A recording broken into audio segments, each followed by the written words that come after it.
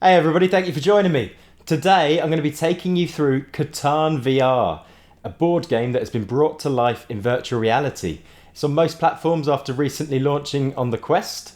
And stick around to the end of the video because thanks to the developers Experiment 7, I've got a few copies for the Quest or Quest 2 to give away, so make sure you stick around.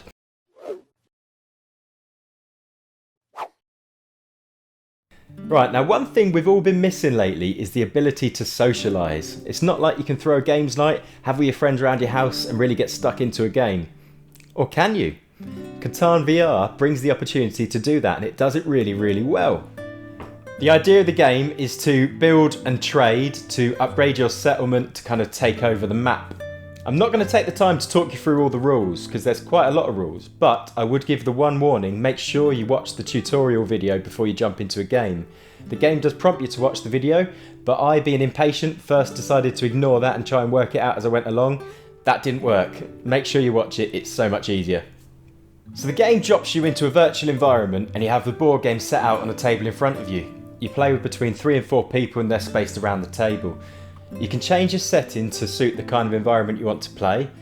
You can play in a hillside cabin on the Isle of Catan. You can see the isle out through the window. The setting's really cool. You can also play in a lakeside study if you want to add that little bit of class.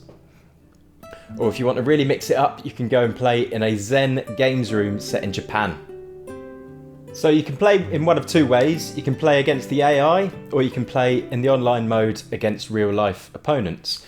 I absolutely recommend you try playing against the AI first. The AI is actually created quite intelligently and each character has a different play style. But after you found your feet, the real fun comes from playing online. Now it's not got an enormous player base, so it did take me a few minutes to fill my lobby, but I think depending on the time of day you play, you find it a bit easier. I think it's got quite a large American following, so if you play a bit later in the day, the lobbies fill quite well. I'm hoping that the fact that they've now brought this to the Quest means that the player base is going to grow quite substantially. We know Quest has quite a stronghold on the VR market, so that should bring in quite a larger number of players.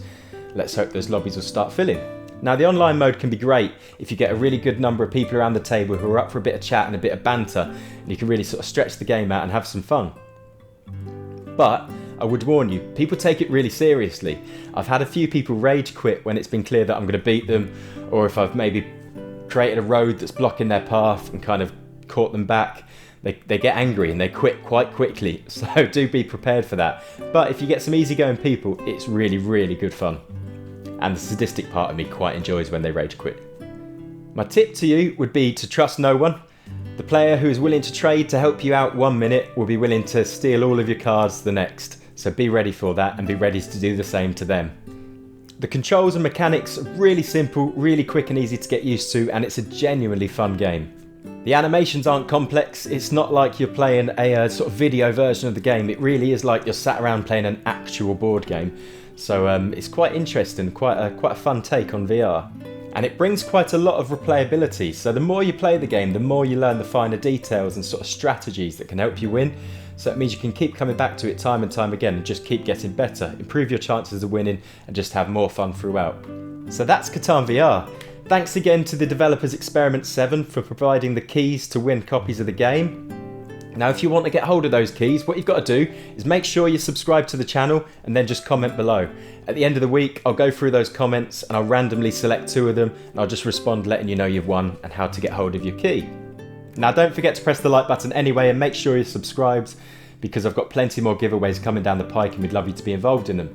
Anyway, that's it from me today. Thank you very much for being here and I'll see you on the next one. Thank you very much. Goodbye.